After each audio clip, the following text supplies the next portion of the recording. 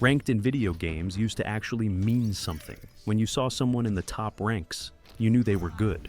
Their rank represented their skill, their game knowledge, their mechanics, and their ability to perform under pressure. But today, in a lot of modern games, ranked barely reflects skill anymore. The biggest reason for that is the massive influx of casual players entering ranked systems that were originally designed for competitive play. Modern multiplayer games are bigger than ever. Millions of players jump into ranked modes who don't really understand the meta, don't communicate with their team, don't study the game, and sometimes don't even care if they win or lose. And there's nothing wrong with casual players enjoying the game. But when those players are thrown into the same ranked matchmaking system as people who are trying to compete seriously, the entire system starts breaking down. Suddenly you have matches where one teammate is experimenting with a character they've never played before. Another teammate is barely paying attention. Someone disconnects halfway through the game, and someone else might even be trolling or griefing. But the ranked system still treats the result of that match as a serious measurement of your skill, which makes no sense. The second major problem is teammate randomness. In most modern competitive games, you are not judged individually. You're judged based on whether your team wins or loses. That means your rank progression is heavily dependent on the quality of the random teammates the matchmaking system gives you.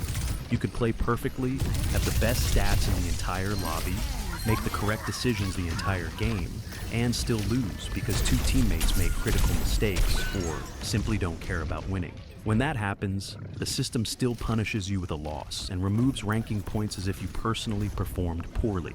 That means climbing the ladder is often less about how good you are and more about the randomness of the teammates you happen to get matched with.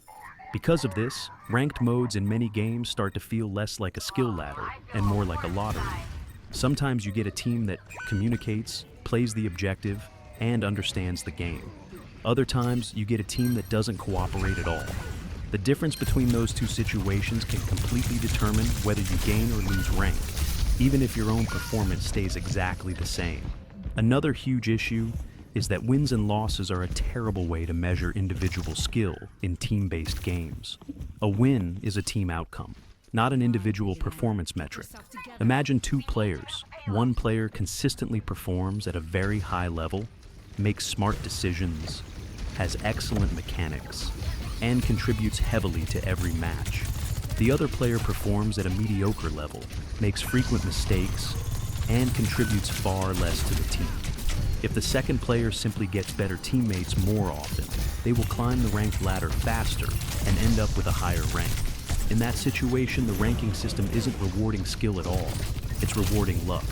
Over time, this turns ranked into something that measures time played more than actual ability. If you grind enough matches, probability eventually smooths out the randomness and you slowly climb. Not necessarily because you improve dramatically, but because you played enough games for the random outcomes to balance out. That means the system starts favoring players who can simply invest more time into the game, rather than players who are actually more skilled. The result is that ranked ladders in many modern games create the illusion of competitive integrity without actually measuring individual performance properly.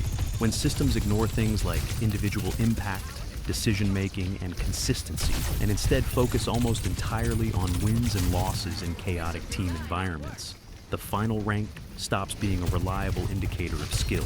So, when people argue about rank today, it's worth remembering that rank often reflects a combination of time played, matchmaking luck, teammate quality, and randomness far more than it reflects pure skill. Until ranking systems start evaluating individual performance and impact instead of relying almost entirely on team wins and losses, ranked will always be an imperfect and often misleading way to measure how good someone actually is at a game.